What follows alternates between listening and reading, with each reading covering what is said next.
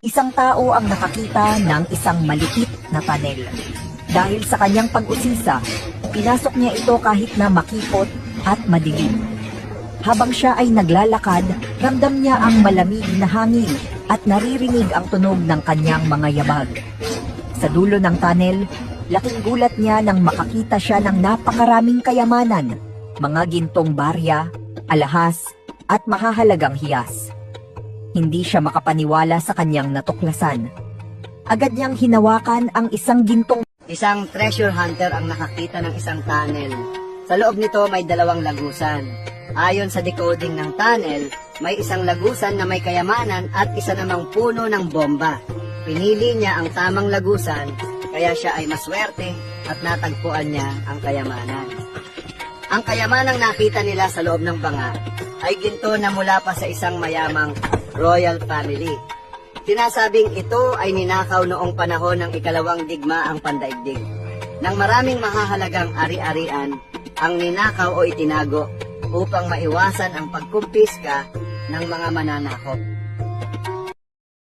Isang treasure hunter ang nakatagpo ng maraming lagusan sa isang lumang yungib. Maraming daan ang maaari niyang tahakin, ngunit hindi niya alam kung alin ang tamang daan patungo sa kayamanang hinahanap niya. Sa bawat hakbang, nararamdaman niya ang malamig na simoy ng hangin at ang kakaibang katahimikan sa loob ng kuweba. Dahan-dahan siyang naglakad habang tinutunton ang mga lumang palatandaan na maaaring magturo sa kanya sa tamang direksyon. Ang bawat lagusan ay may kakaibang anyo. Ang ilan ay makitid at madilim, habang ang iba ay malawak ngunit puno ng nakabiting bato. May ilang bahagi ng tunnel na mukhang gumuho na sa paglipas ng panahon.